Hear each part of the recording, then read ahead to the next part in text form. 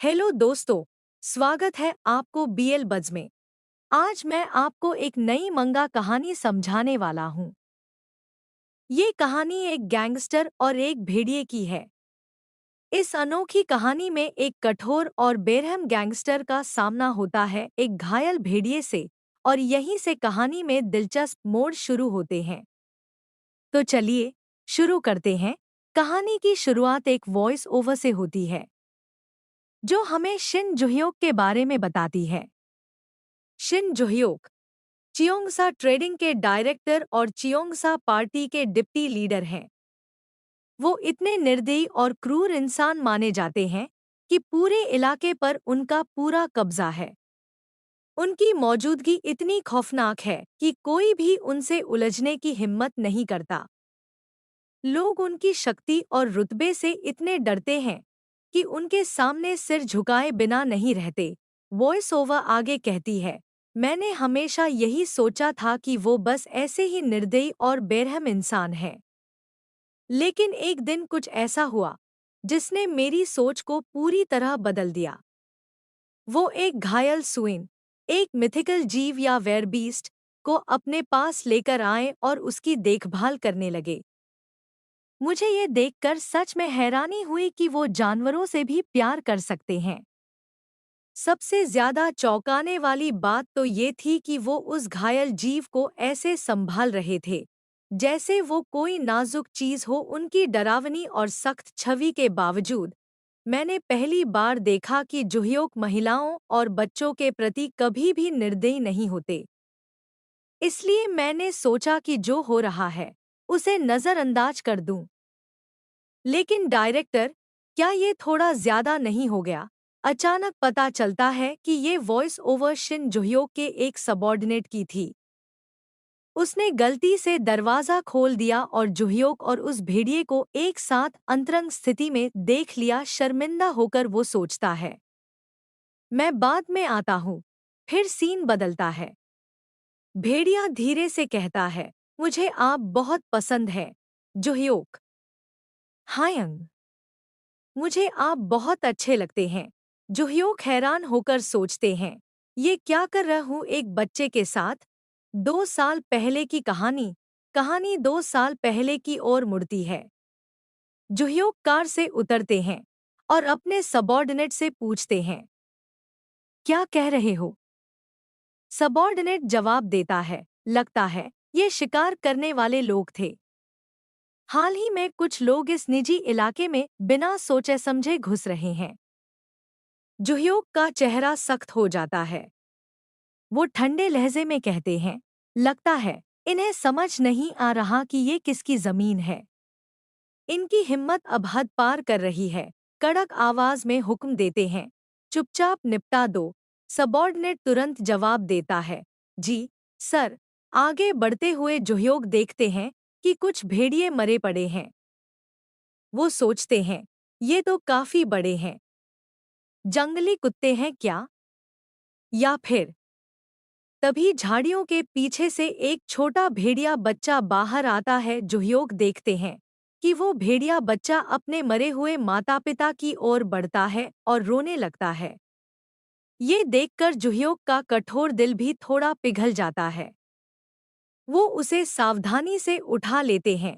Subordinate पूछता है, boss, इसका क्या करेंगे? जुहयोक सख्त आवाज में कहते हैं, अपना काम करो और जो कहा है वो करो। अंदर ही अंदर वो खुद से सवाल करते हैं, मैं ये क्या कर रहा हूँ? थोड़ी देर बाद गोनो आता है और पूछता है, क्या ये बच्चा अकेला ही बचा है? जुहयोक सिर हिलाते हुए कहते हैं, शायद। वो आदेश देते हैं, गोन्हो, एक वेटरनरी डॉक्टर ढूंढो। गोन्हो पूछता है, क्या आप इसे पालने वाले हैं? जुहयोक ठंडे लहजे में कहते हैं, नहीं, बस तब तक जब तक इसके जख्म ठीक न हो जाएं। गोन्हो जवाब देता है, ठीक है। जुहयोक मन ही मन सोचते हैं, यही वो पल था जब मैंने ली हैवोन से पहली बार मुलाकात की। बाद में जुहयोक उसे डॉक्टर के पास ले जाते हैं। डॉक्टर उसे देखकर कहते हैं, जुहयोक, ये छोटा बच्चा सुइन है। क्या आपको पता है? जुहयोक हैरान होकर पूछते हैं, सुइन मतलब? डॉक्टर समझाते हैं, जब ये थोड़ा बड़ा और ताकतवर होगा तो शायद इंसानी रूप में परिवर्तन होगा, लेकिन दिक्कत ये है कि मैं सुइन का इलाज नहीं कर सकता। जुहयोक पूछते हैं, तो कोई डॉक्टर जानते हो जो इसका इलाज कर सके? डॉक्टर मुस्कुराते हुए कहते हैं, दूर क्यों देख रहे हैं? आपके ही एम्प्लॉय में हान दोयून है। जुहयोक सोचते हैं, हान दोयून? क्या वो सच में सुइन का इलाज कर सकता है? डॉक्टर जवाब देते हैं, बिल्कुल। वो थोड़ा घमंडी हो सकता है, लेकिन उसकी स्किल्स बेहतरीन हैं। जब वो आपकी कंपनी में ही काम करता है, तो क्यों न उसका फायदा उठाएं? जुहयोक थोड़ी देर सोचता है और बुदबुदाता है, वो आदमी कुछ अजीब सा लगता है। तभी हान डोयून बड़े जोशीले अंदाज में उसके सामने आता है। उसकी मुस्कान कुछ ज्यादा ही चमकदार होती है। ओह, डायरेक्टर निम, आज आपकी इस जगह पर आने की क्या वजह है? इतनी कीमती शख्सियत को यहाँ देखकर तो हैरान हूँ। जुहयोक का चेहरा गुस्से और झुंझलाहट से भर जाता है। मन ही मन सोचता है, मुझे यहाँ नहीं आना चाहिए था। ऐसा लग रहा है जैसे मेरी सारी ऊर्जा खत्म हो रही है। जुहयोक का गुस्सा देखकर भी हान डोयून बिल्कुल बेफिक्र है। वो आगे पूछता है, असल में ग्योनहो से मुझे थोड़ा अंदाजा हो गया था। आप एक सुइन भेड़िया मानव लेकर आए हैं, है ना? वो थोड़ा हैरान होकर आगे कहता है, क्या यह वही बच्चा है? जरा मुझे दिखाइए।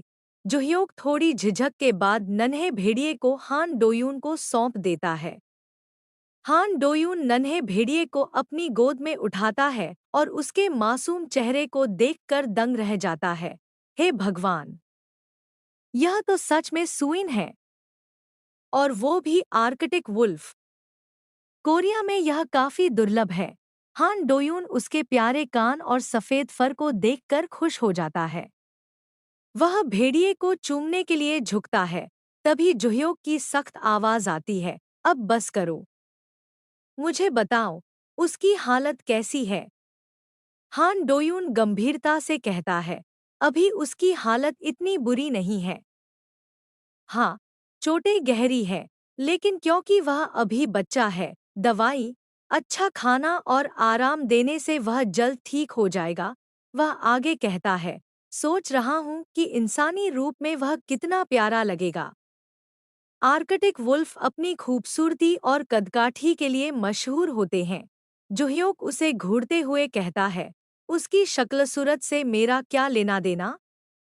बस उसकी दवाई लेकर आओ।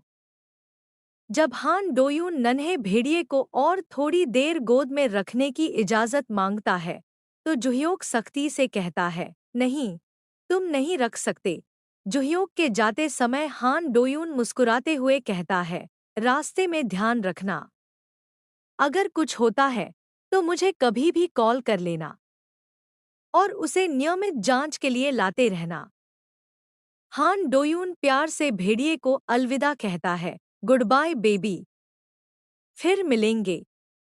और डायरेक्टर निम, आपका भी अलविदा। जुहयोक बड़बड़ाता है, मुझे यहाँ वापस नहीं आना चाहिए। ये आदमी बहुत बड़ी परेशानी है। समय बीतता है। जुहयोक भेड़िए का ध्यान रखते उसे पालने लगा। वह सोचता है, शुरुआत में मैंने सोचा था कि उसे सिर्फ तब तक संभालूंगा जब तक वह ठीक नहीं हो जाता।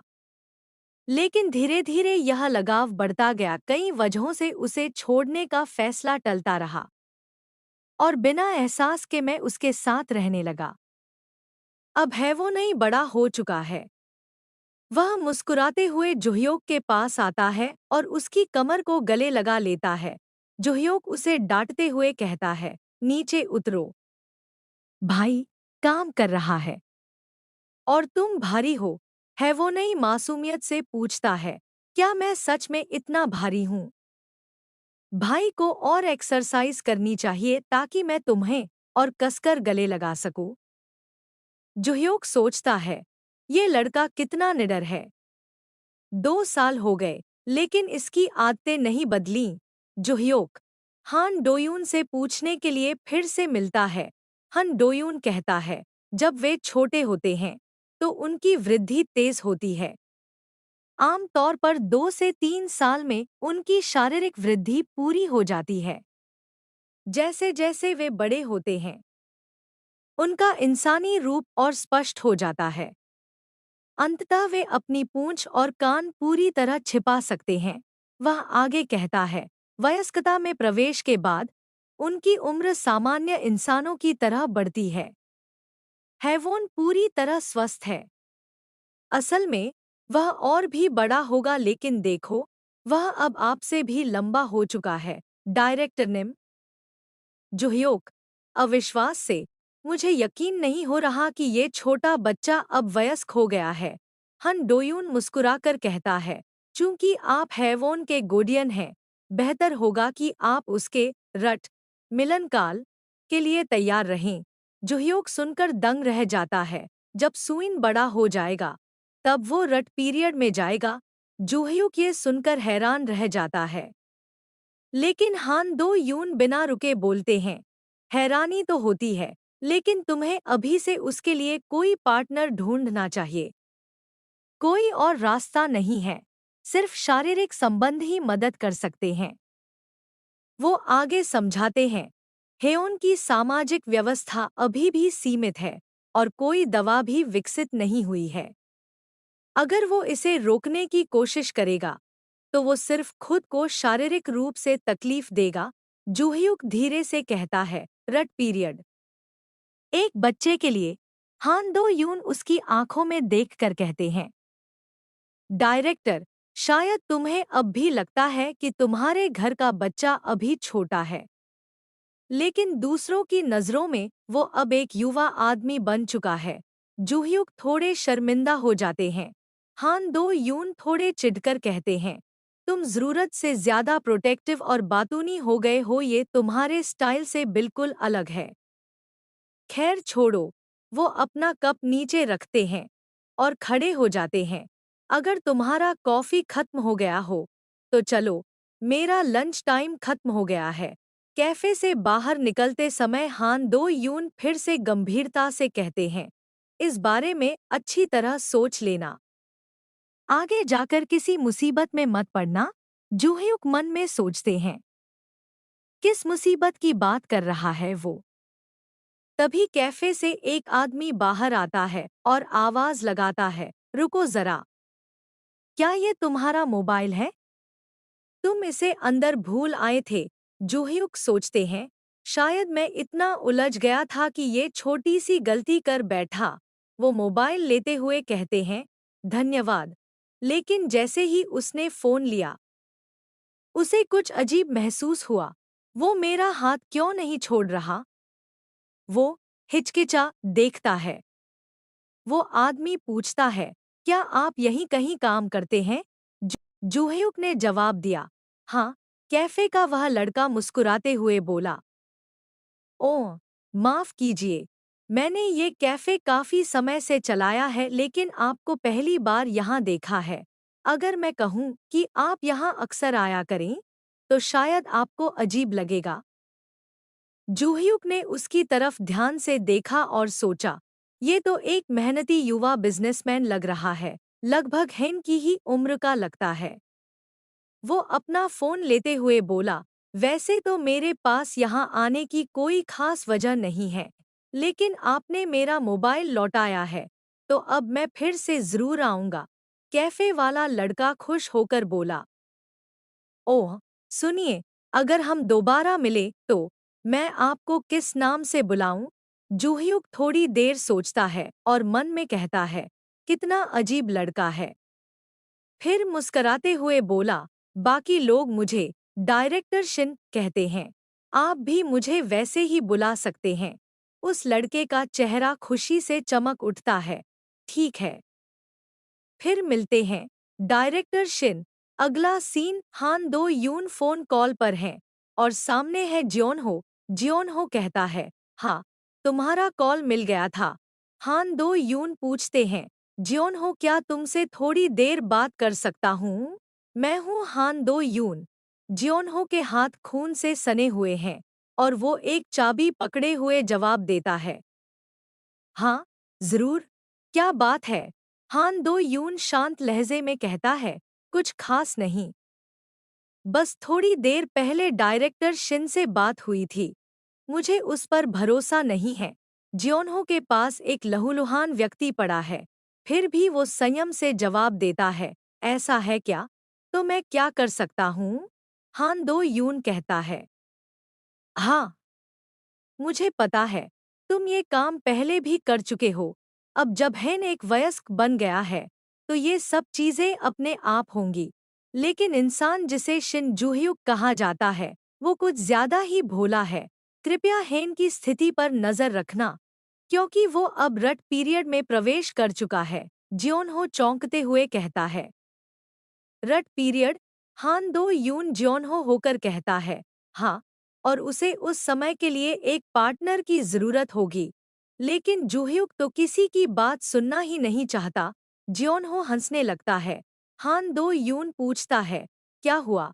क्यों हंस रहे हो? ज्योनहो मुस्कुराते हुए जवाब देता है, डायरेक्टर से ऐसे बात करने वाला सिर्फ एक ही था।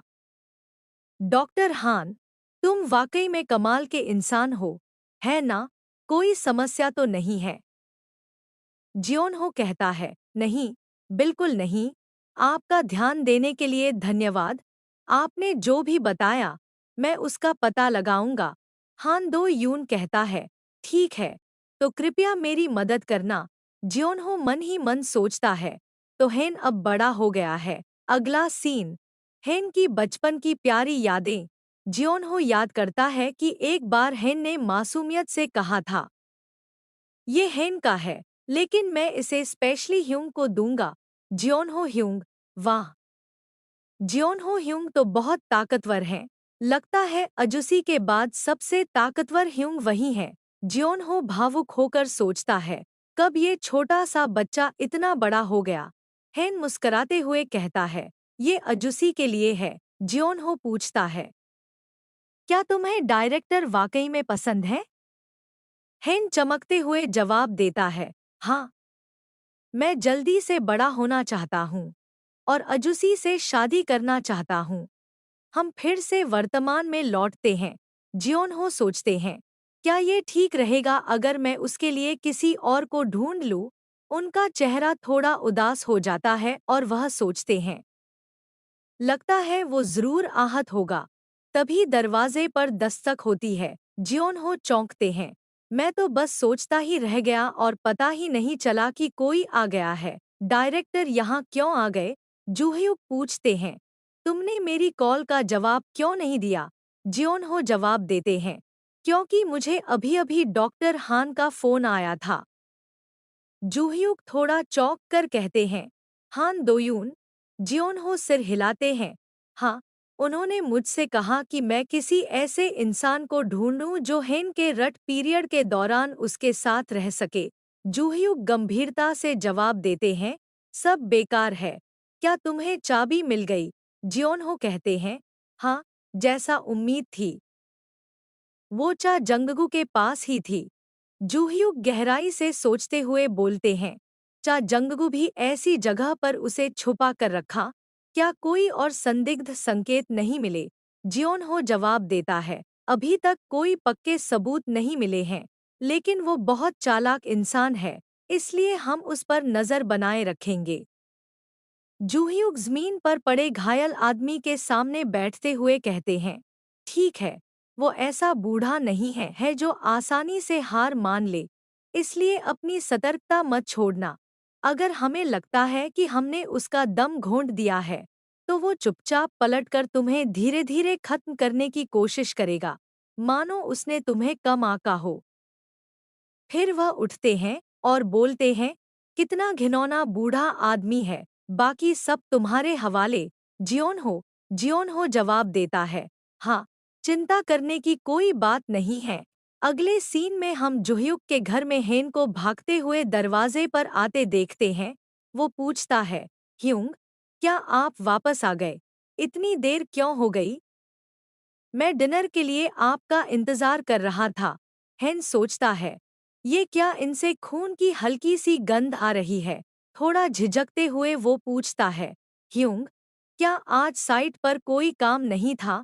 जूहयुग जवाब देते हैं, बस कुछ जरूरी काम थे। हेन उनके चारों ओर घूमते हुए पूछता है, क्या काम था? वैसे भी मैं भी तो साथ चलता हूँ। तो क्या मुझे नहीं पता चल सकता? जूहयुग सख्ती से कहता है, हेन, बस करो, तुम्हें ये सब जानने की जरूरत नहीं है।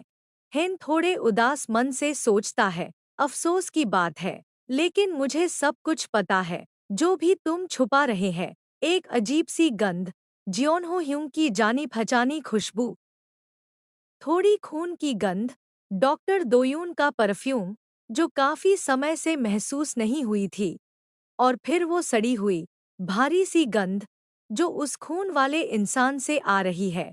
तभी उसे एक और गंध महसूस होती है और वह चौंक कर जुहयुग का हाथ पकड़ लेता है और पूछता है, आप अचानक ऐसे क्यों हो गए?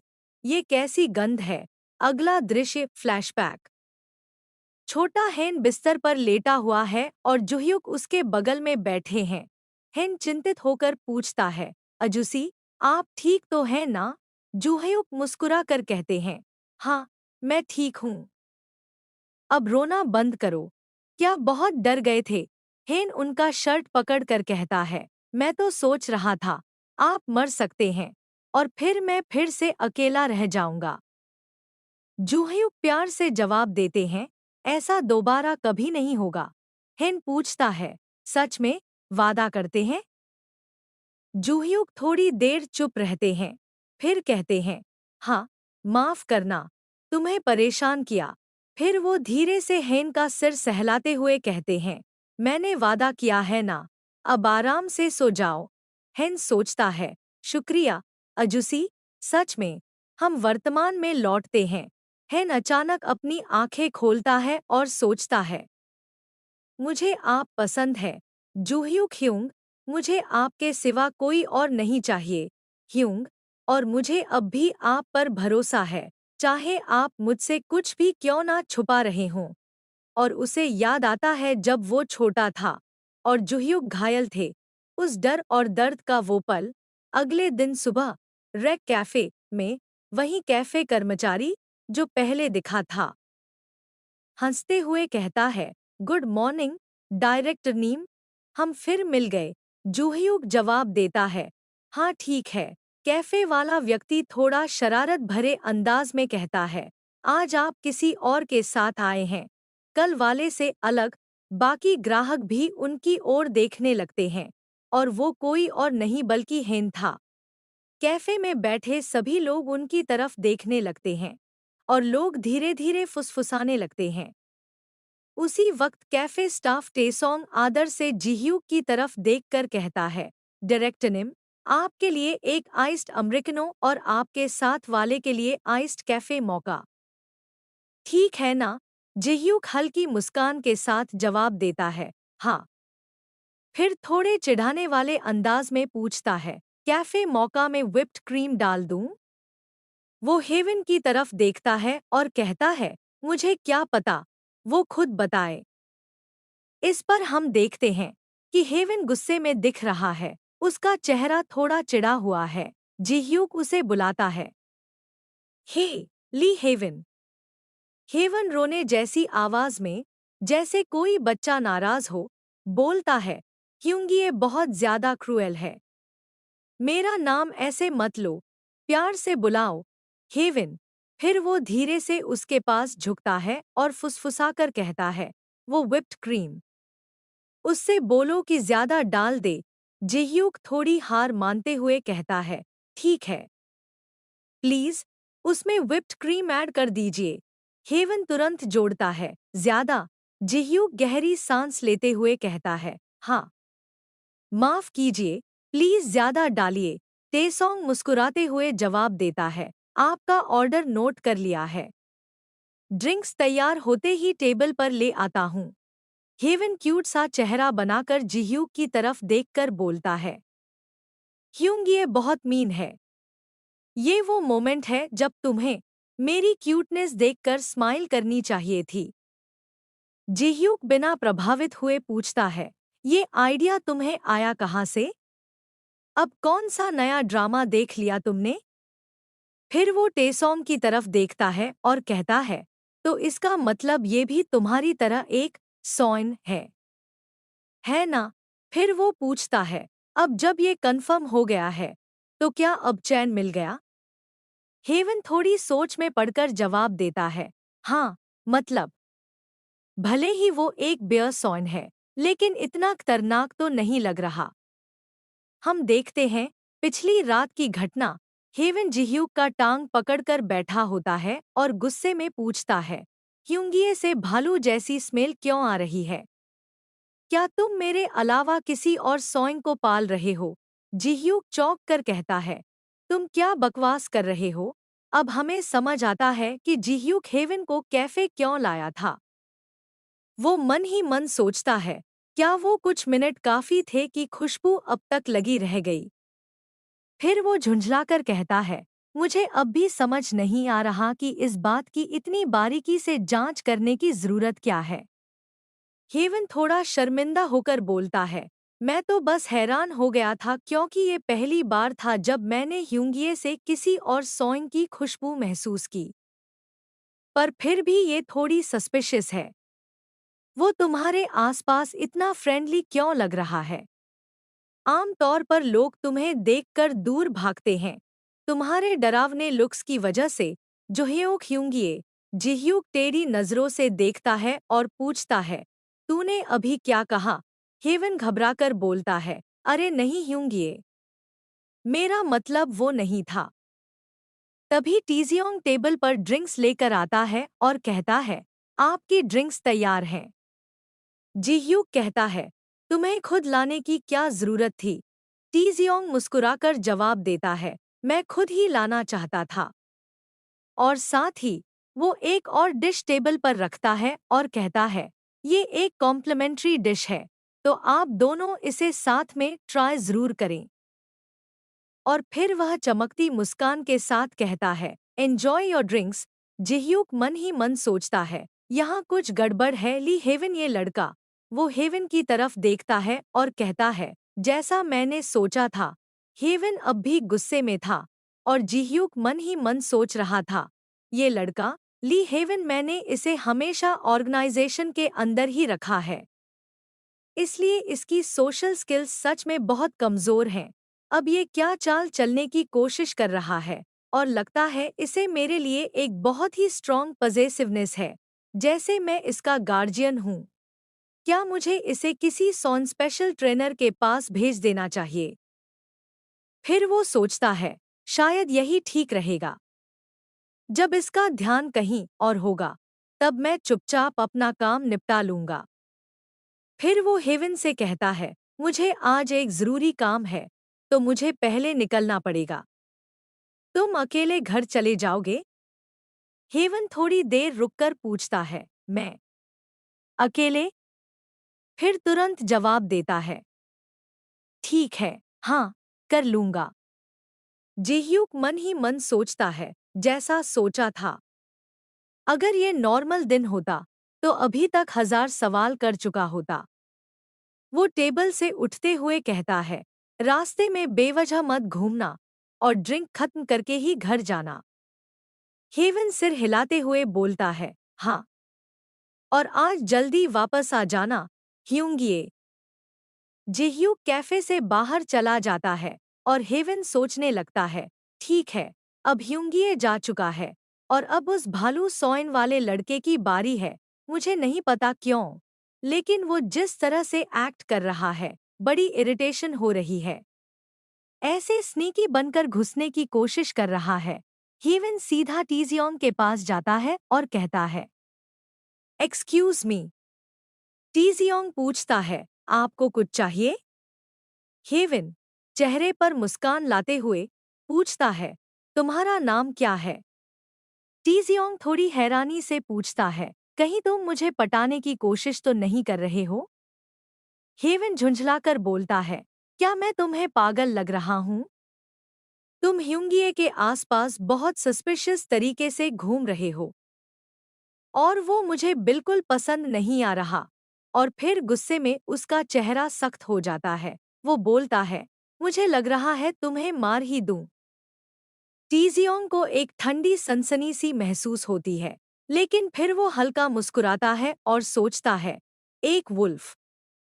फिर वो बोलता है, क्या तुम वुल्फ सॉइन हो? तो फिर तुम खुशबू से पहचान पाते कि मैं एक भालू सॉइन हूं। और वुल्फ अगर भालू को मारने निकले तो वो इतना आसान नहीं होगा। ये तो अब और भी मजेदार हो गया। हेवन गुस्से में कहता है, वो सब आम वुल्फ्स के लिए होगा। मैं उनसे अलग हूं। टीजियोंग हल्की मुस्कान के साथ कहता है, दिलचस्प है। फिर वह अपनी हथेली आगे बढ़ाते हुए कहता है, मैं किम टीजियोंग हूं। सॉइन लोगों में दोस्त बनाना मुश्किल होता है, तो क्यों न अब से हम अच्छे से मिलजुल कर रहें। हेवन डरपोक बिल्ली जैसे पीछे हटते हुए बोलता है, मैं क्यों तुम्हारे साथ? किस सोच में हो तुम? टीजियोंग मुस्कुराते हुए कहता है, और जो तुमने स्नीकी कहकर टोक दिया। तो सुनो, दरअसल मैं डायरेक्टर शिन में थोड़ी दिलचस्पी रखता हूँ। हेवन, जो अब गुस्से से आग बबूला हो चुका है, चीखता है, ये भालू हरामी। अगला सीन।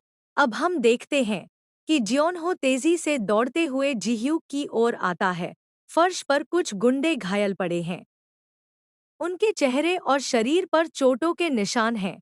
जियोनहो हल्की सांसों में बोलता है, डायरेक्टर निम, आपने बहुत मेहनत कर ली, हम ये काम खुद भी संभाल सकते थे। जिह्यूक अपने हाथ से खून पोंछते हुए कहता है, ये काम उस बूढ़े आदमी का दिया हुआ था, इसलिए मुझे खुद निपटाना पड़ा। फिर गंभीरता से कहता है, सब कुछ अच्छे से साफ कर दो, कोई निशान नहीं छूटना चाहिए। जियोनहो जवाब देता है, जी, हम सब संभाल लेंगे। जिह्यूक अब सिगरेट जलाते हुए सोचता है, समय तो सोच से भी ज्यादा हो गया। हेवन अब तक इंतजार कर रहा होगा क्या? क्या वो अब भी कैफे में है?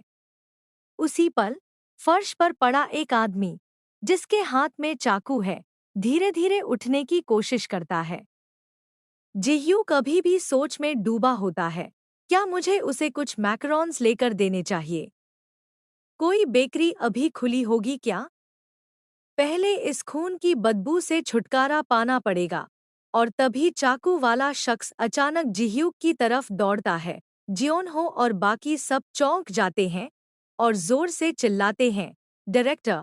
अगला सीन शुरू होता है। हेवन बारिश में घर के अंदर खड़ा इंतजार कर रहा है। वह खुद से बुदबुदाता है, बारिश भी शुरू हो गई होंगी, तुम कहाँ हो?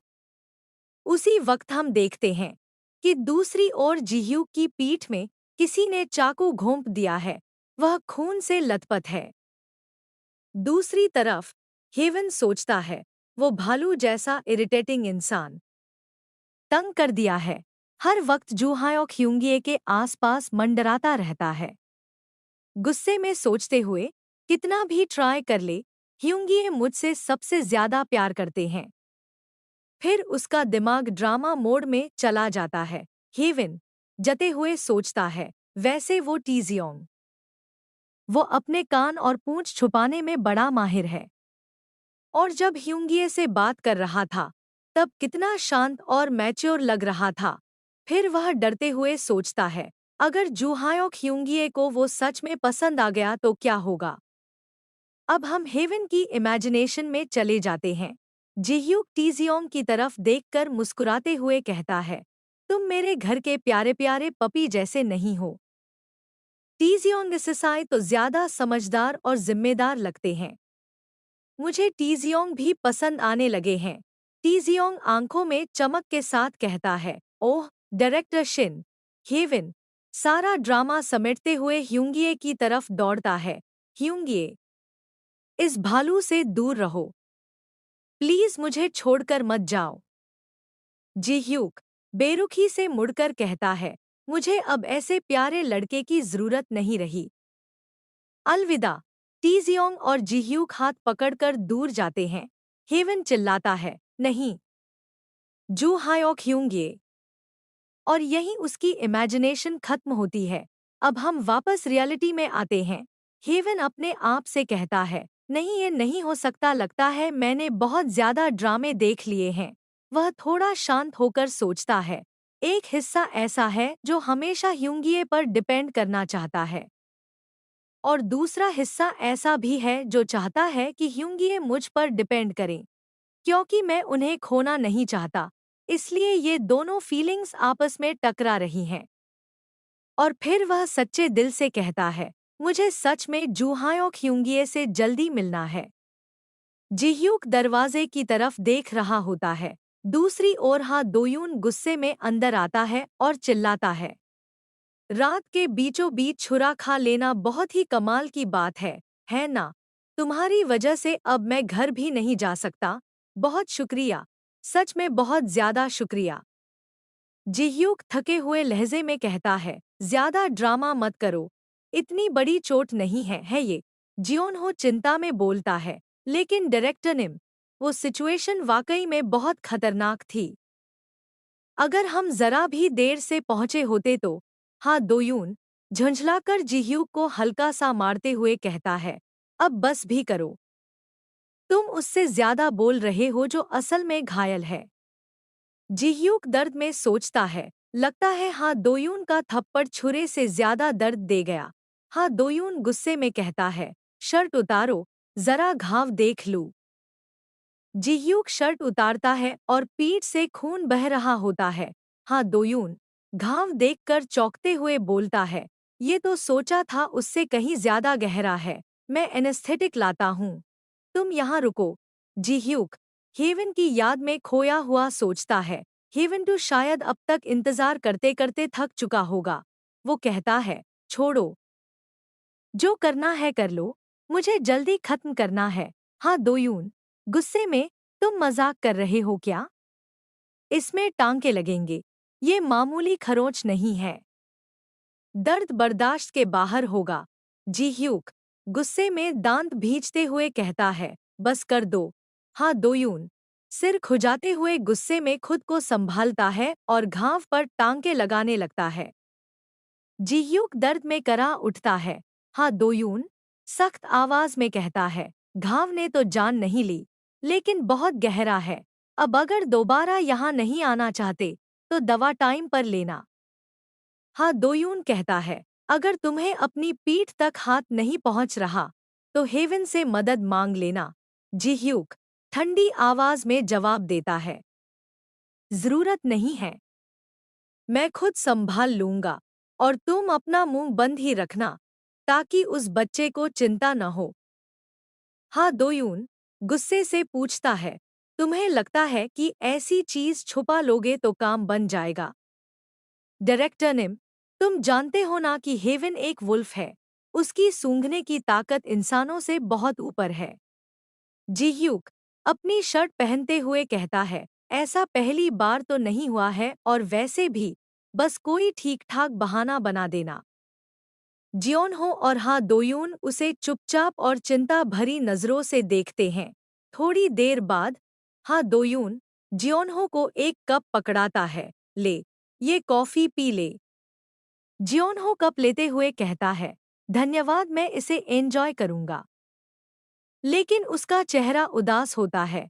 हाँ दोयून हल्के अंदाज में कहता है, इतनी चिंता मत कर, आखिरकार उसी ने अकेले जाने की जिद की थी। जियोनहो उदास होकर कहता है, नहीं, वो बात नहीं है। हाँ दोयून गुस्से में उसकी कॉलर पकड़ लेता है, तो फिर क्या बात है? बीच में ही क्यों रुक गया? मुझे पागल बना देगा क्या? जियोनहो अपनी नजरें नीचे करते हुए कहता है, मैं बस यही सोच रहा था, शायद मेरी ही वजह से ह्यूंगिए को चोट लगी, काश मैं जरा भी लापरवाह न होता। हाँ दोयून कहता है, शिन डायरेक्टरनिम भी कोई बहुत ज्यादा सतर्क नहीं थे उस वक्त। जियोनहो सिर हिलाते हुए कहता है, नहीं, ऐसा कुछ भी नहीं होना चाहिए था जब मैं उनके साथ था। आखिरकार ये मेरी जिम्मेदारी है। हाँ, दोयून चिंता भरी नजरों से उसे देखता है और हल्के तंज में कहता है, लगता है ये आदमी बस 100 बच्चों को पालना ही जानता है। जियोन हो थोड़ा चौंकते हुए पूछता है, क्या कहा आपने? हाँ, दोयून बात को टालते हुए, कुछ नहीं, छोड़ो। फिर वह गहरी सांस लेकर कहता है, इस वक्त मैं डायरेक्टर शिन से ज्यादा हेवन की फिक्र कर रहा हूँ। उस बच्चे को वो बहुत संभालते हैं, उससे बहुत प्यार करते हैं। ये अच्छी बात है, लेकिन तरीका बिल्कुल गलत है। हेवन अब कोई छोटा बच्चा नहीं है, फिर भी डायरेक्टर हर चीज उससे छुपाते हैं। हाँ, दोयून आगे कहता है, लेकिन वो लड़का बेवकूफ नहीं है। उसे सब कुछ खुद ही समझ में आ जाता है। क्या डायरेक्टर को तभी अक्ल आएगी जब सब कुछ फूट पड़ेगा? जियोन हो सोच में पड़ते हुए कहता है, अब जब मैं सोचता हूँ उस साथी की बात जो आपने हेवन के लिए की थी, क्या हेवन की राय कोई मायने नहीं रखती? हो सकता है उसके दिल में पहले से कोई हो। हाँ, दोयून पूछता है, क्या हेवन को कोई पसंद है? जियोनहो मुस्कुराते हुए कहता है, डॉक्टर हान, आप दिखने में तो बहुत समझदार लगते हैं, लेकिन इन मामलों में आप थोड़े। हाँ, दोयून बनावटी दुख के साथ कहता है, अरे वाह, ये तो दिल दुखा देने वाली बात है यार। जियोनहो कहता है, वैसे अगर अभी कोई नहीं भी है तो भी ज्यादातर लोग उसी के साथ रहना चाहते हैं जिसे वो पसंद करते हैं, है ना? हाँ, दोयून मजाक में कहता है, जियोन होएससाई तो बड़े रोमांटिक निकले, हालांकि आप एक गैंगस्टर हैं।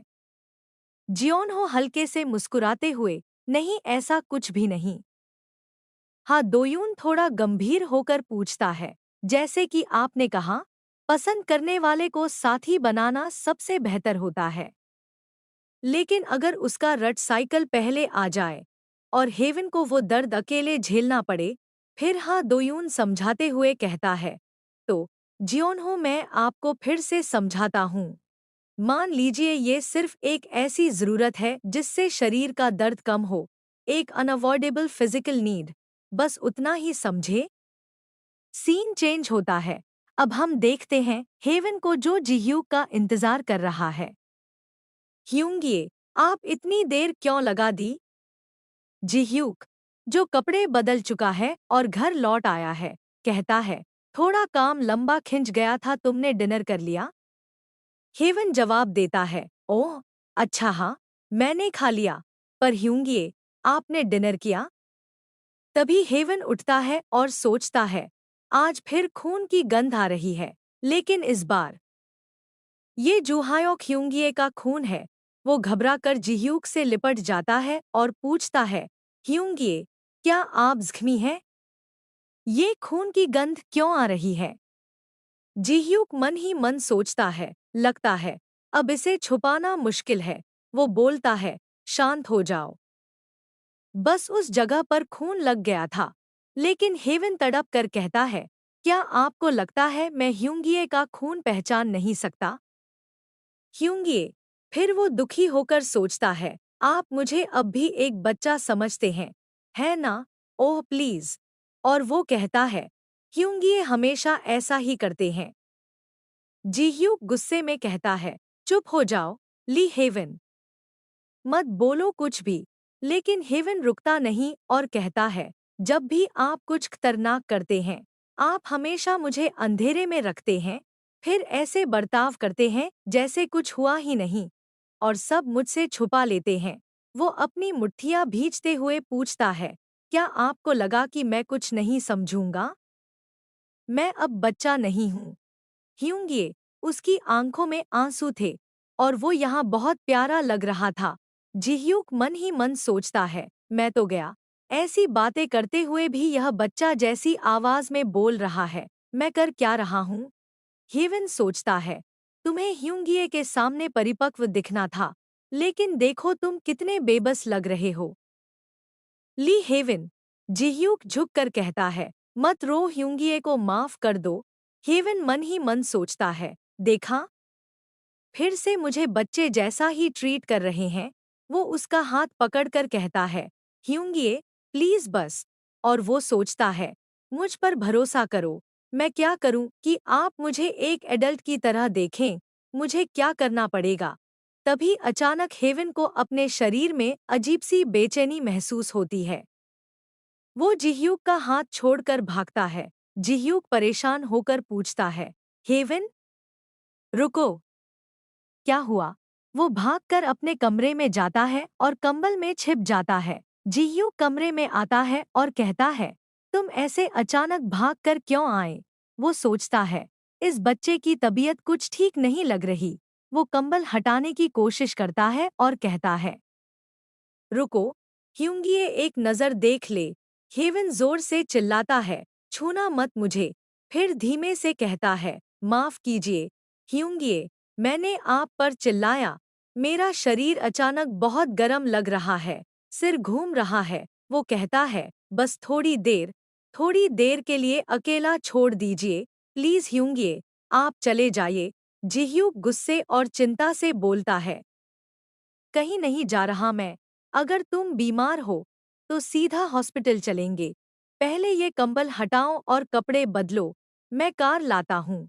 लेकिन जैसे ही वो कंबल हटाता है, हेवन अचानक उसकी तरफ झुकता है और जिह्यूक को किस करने की कोशिश करता है। और जुह्यूक उस समय बहुत उत्तेजित होता है और खुद पर नियंत्रण खो रहा होता है। जुह्यूक कहता है, रुको, हेवन, शांत हो जाओ, हमें पहले तुम्हें अस्पताल ले जाना होगा। लेकिन हेवन जुह्यूक का हाथ पकड़कर उसे बिस्तर पर धकेल देता है। और जुह्यूक सोचता है कि लगता है मेरी पीठ के घाव के टाके खुल गए हैं। हेवन उसकी कमीज खोलता है और जुह्यूक के करीब आता है। वह उसे जुह्यूक ह्यूंगिए कहकर पुकारता है और लगातार ह्यूंगिए जुह्यूक कहता रहता है। जुहेओक उसे देखकर सदमे में होता है और सोचता है, रुत साइकिल? लेकिन मुझे नहीं लगा था कि इसका रट साइकिल इतनी अचानक और इतनी जल्दी आ जाएगा। अगर मैं अभी ज्योनहो से एक पार्टनर ढूंढने के लिए कहूँ तो बहुत देर हो चुकी होगी। वह आगे सोचता है, यह इतना बड़ा कब हो गया? वह उसे पुकारने की कोशिश करता है, ली हेवन, होश में आओ। क्या तुम्हें समझ आ रहा है कि तुम अभी किसके साथ हो? लेकिन हेवन उसे फिर से ह्यूंगिए, जुहेओक ह्यूंगिए कहता है। जुहेओक सोचता है, अगर इसमें इतनी समझ बाकी है कि यह मुझे पहचान पा रहा है, तो इसका मतलब है कि यह अभी भी अपने दिमाग को नियंत्रित कर सकता है। वह हेवन से कहता है, ली हेवन, मेरी बात ध्यान से सुनो। मुझे पता है कि यह मुश्किल है, लेकिन तुम्हें पहले मेरे ऊपर से हटना होगा अगर तुम अभी मेरे साथ ऐसा करते रहे। लेकिन हेवन अचानक जुहेओक की कमीज खोल देता है और उसके शरीर को चाटने लगता है। जुहेओक सोचता है, यह मेरी बात बिल्कुल नहीं सुन रहा है। मैं इसे होश में कैसे लाऊं? लेकिन हेवन उस पर दबाव बनाता रहता है और जाएहुयक के लिए खुद को रोकना मुश्किल होता जा रहा है। हेवन उसकी पैंट खोलता है और पूछता है, जुहेओक ह्यूंगिए, कृपया कुछ करो। हेवन का शरीर बहुत गर्म महसूस हो रहा है और नीचे बहुत दर्द हो रहा है। जुहेओक उसे देखता है और अपने हाथों को कसकर सोचता है, नहीं, चाहे मैं हेवन की कितनी भी परवाह क्यों न करूं, हमें निश्चित रूप से ऐसा कुछ नहीं करना चाहिए। वह हेवन से कहता है, मुझे माफ करना, लेकिन मैं तुम्हारे रट साइकिल में तुम्हारी मदद नहीं कर सकता। मुझे तुम्हारे लिए पहले से ही एक साथी ढूंढना चाहिए था। यह सुनकर हेवन नाराज हो जाता है और आंखों में गुस्सा लिए पूछता है, ह्यूंगिए, यह क्या कह रहे हो? और वह अचानक गुस्से में जुहेओक का पैर पकड़ लेता है और पूछता है, तुम मुझसे कह रहे हो कि तुम मेरी मदद करने की बजाय चाहते हो कि मैं किसी और के साथ यह करूं? और मुझे उसकी जरूरत नहीं है।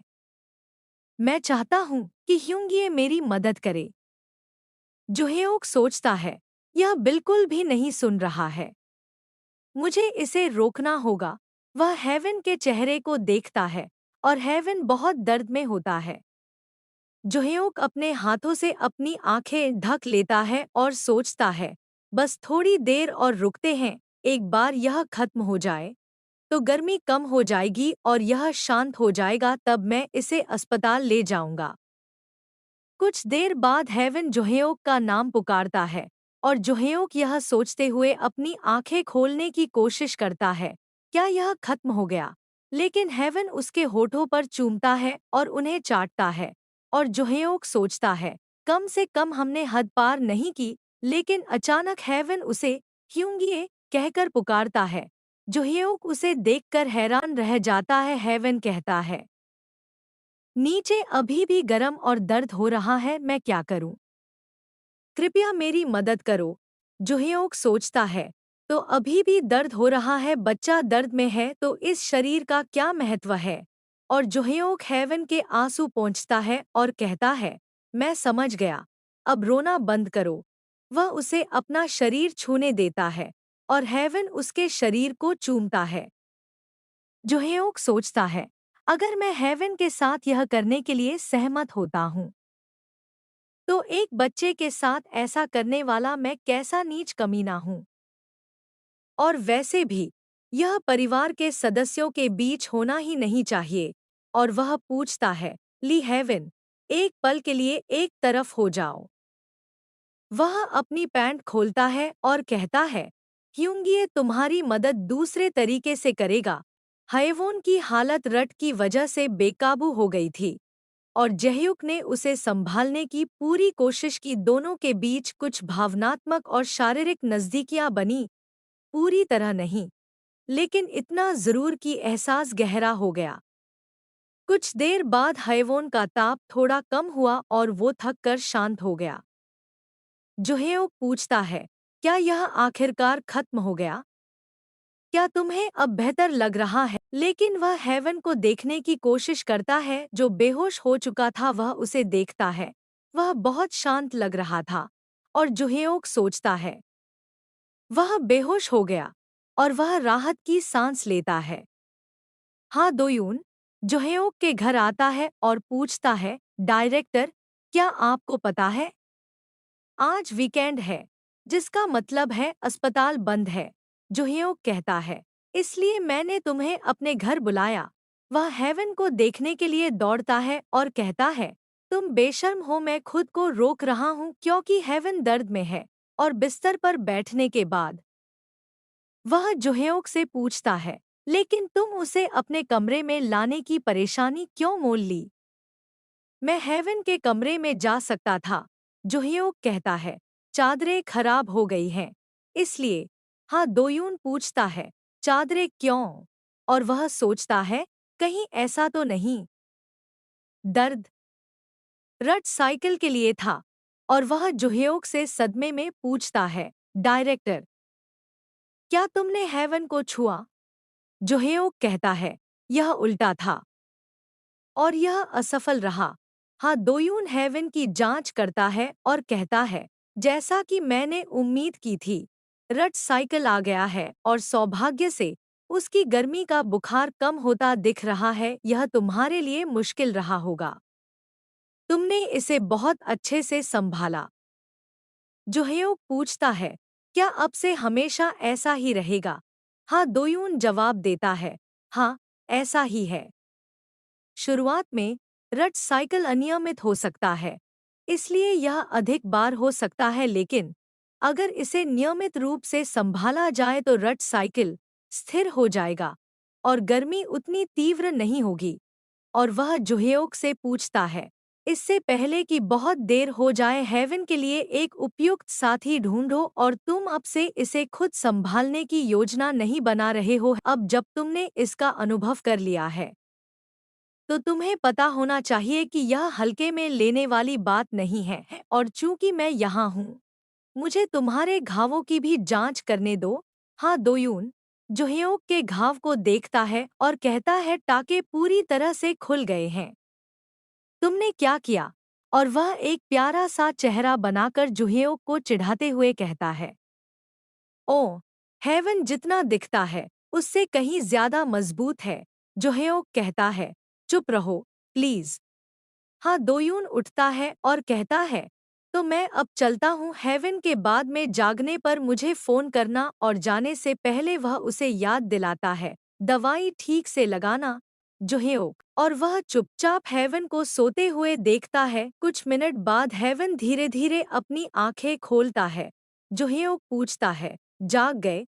हेवन पूछता है, जोहेओक ह्यूंगिए, मैं आपके कमरे में क्यों हूँ? और उसे धीरे धीरे याद आता है और वह पूछता है, जोहेओक ह्यूंगिए, आपका घाव कैसा है? ह्यूंगिए को कल चोट लगी थी।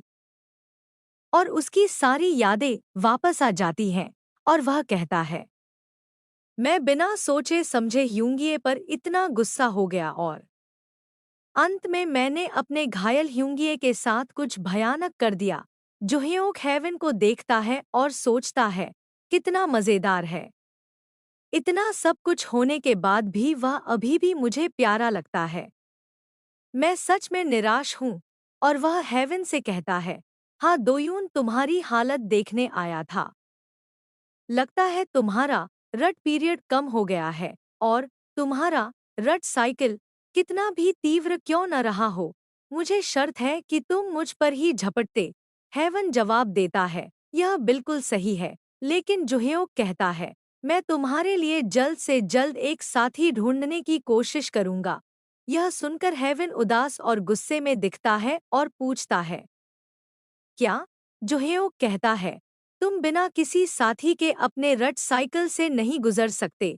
और हेवन पूछता है, आप बस मेरी मदद करते रह सकते हैं। ह्यूंगिए, जोहेओ कहता है, हेवन, ह्यूंगिए एक आदमी है और तुम इस बात से वाकिफ हो। हेवन अपने हाथ भींचता है और पूछता है, अगर आप आदमी हैं तो क्या फर्क पड़ता है? मुझे आप पसंद है। ह्यूंगिए, जोहेओ कहता है, ह्यूंगिए को भी तुम पसंद हो लेकिन इसका मतलब यह नहीं। लेकिन हेवन उसकी बात काटता है और कहता है, नहीं, मेरी भावनाएं ह्यूंगिए से अलग हैं। और वह रोने लगता है, मुझे आप पसंद है, ह्यूंगिए, और मुझे अपने ह्यूंगिए के अलावा कोई और नहीं चाहिए। जोहेओक उसके शब्दों से चौंक जाता है। हेवन खड़ा होता है और जारी रखता है, प्लीज ह्यूंगिए। और वह जुहेओक के करीब आता है और अपना सिर उसके कंधे पर रखकर पूछता है, प्लीज एक बार मेरी भावनाओं पर विचार करें और मुझे किसी और को न दे। वह जुहेओक को गले लगाता है, लेकिन जुहेओक उसे पीछे खींचता है और कहता है, ध्यान से सुनो, ली हेवन, मैं तुम्हें किसी को नहीं दे रहा हूँ, लेकिन हम परिवार हैं और परिवार को पहले स्थान पर इंटीमेसी में तुम्हारी मदद नहीं करनी चाहिए। हेवन मुस्कुराता है और पूछता है, परिवार? और फिर उदास होकर पूछता है, क्या आप मेरे पिता हैं या मेरे असली बड़े भाई भी? और हमारे लिए एक असली परिवार बनने का एकमात्र तरीका यही है कि ह्यूंगिए मेरा साथी बन जाए। जोहेओ कहता है, ली हेवन।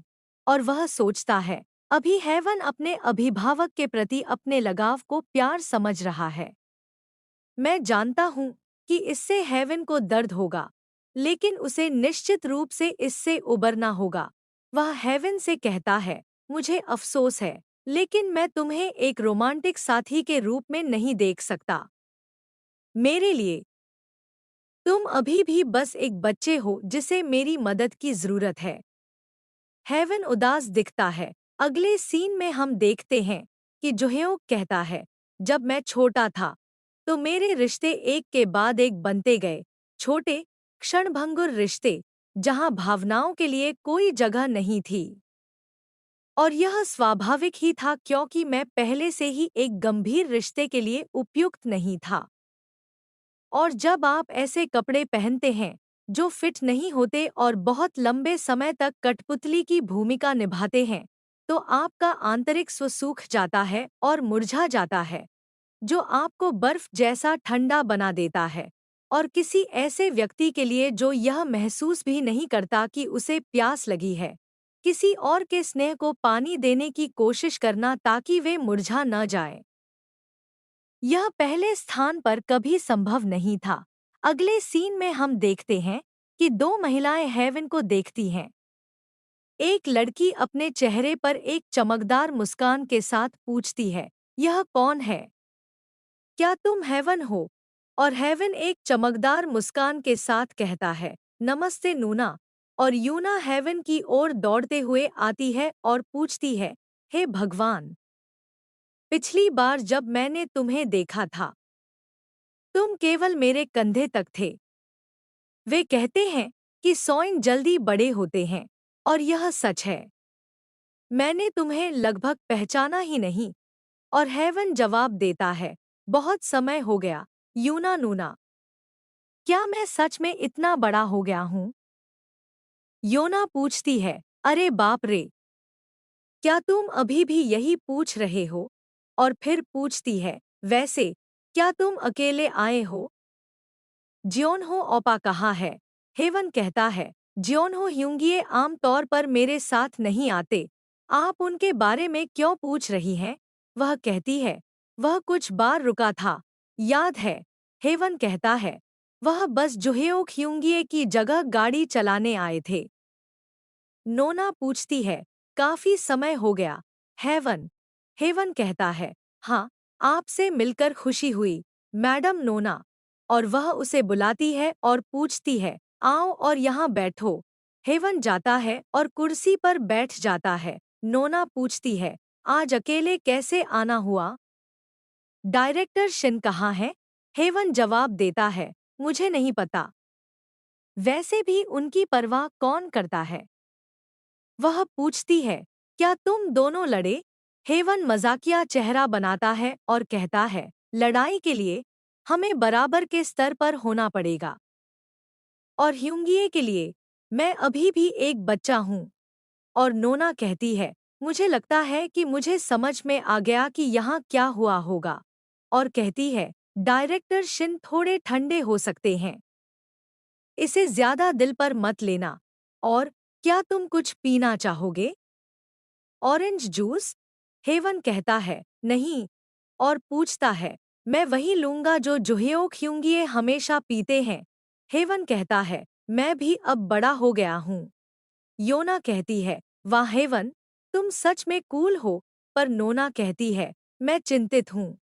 और वह उसे एक ऑरेंज ड्रिंक देती है और कहती है, लो, यह ट्राई करो।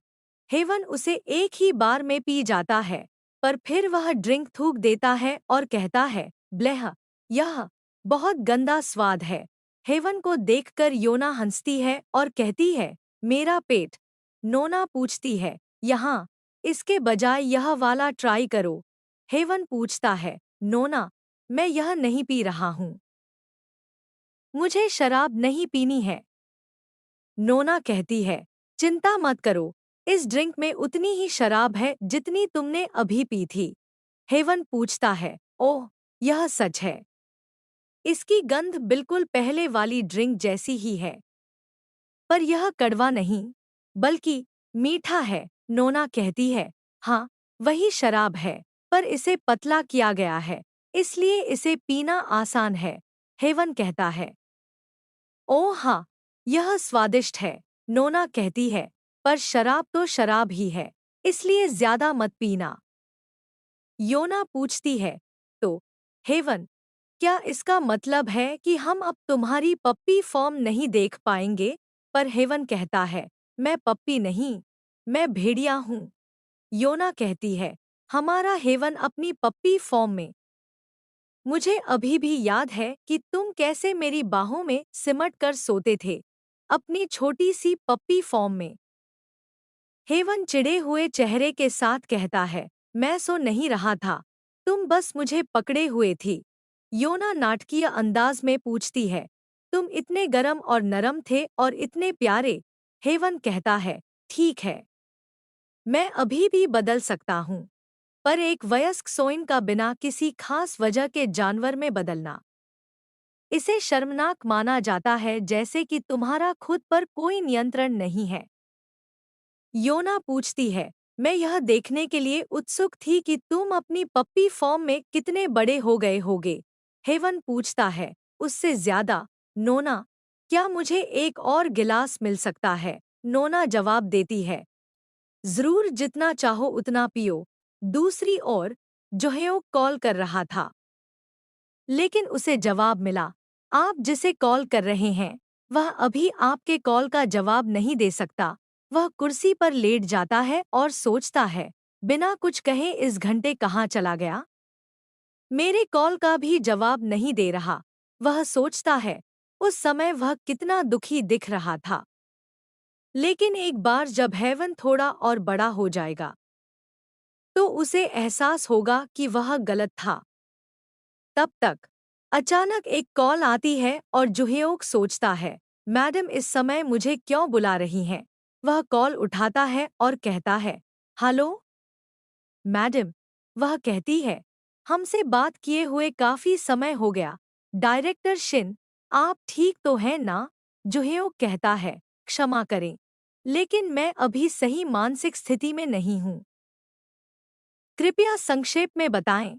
वह कहती है, आहा, जरूर। हेवन को लेने आ जाओ। यह बच्चा पूरी तरह से मदहोश है। जोहेओक चौंक जाता है और सोचता है, ली हेवन, तुम उस जगह क्यों गए? और हेवन को ज्यादा डांटना मत। वह सचमुच परेशान था कि उसका ह्यूंगिए उसे अभी भी बच्चा समझता है।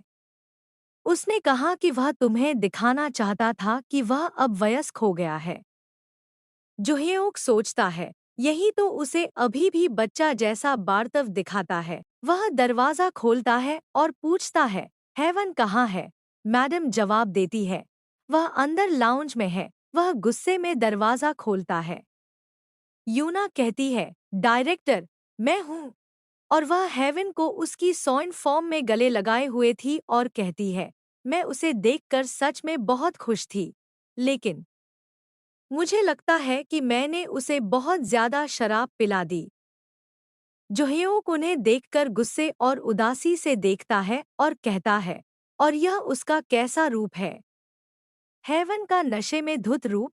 वह कहती है, नहीं, मुझे लगता है कि उसने मेरी बात दिल पर ले ली जब मैंने कहा था कि मुझे उसकी वयस्क सोइन फॉर्म के बारे में जानने की उत्सुकता है। मुझे लगता है कि अब जब वह नशे में है, तो वह शांत है। और हेवन ने कहा, नोना, क्या मैं आपको दिखाऊं कि मैं अपनी जानवर की फॉर्म में कैसे बदलता हूँ? और उसने यही कहा, मैंने सोचा था कि हेवन तब तक ठीक था, तो मैंने बस। मुझे सच में अफसोस है अगर मैंने आपको परेशानी दी। जुहेओक कहता है, ठीक है, आपको उस नशेड़ी से निपटने में मुश्किल हुई होगी। मैं उसे यहाँ से ले जाता हूँ। और यूना हैरान होकर पूछती है, क्या आप वाकई ठीक होंगे? जुहेओक हेवन को उसकी जानवर की फॉर्म में ले जा रहा था और वह बहुत बड़ा था। जुहेओक कहता है, मुझे बस उसे कार में डालना है। चिंता मत करो, तुम अंदर जाओ।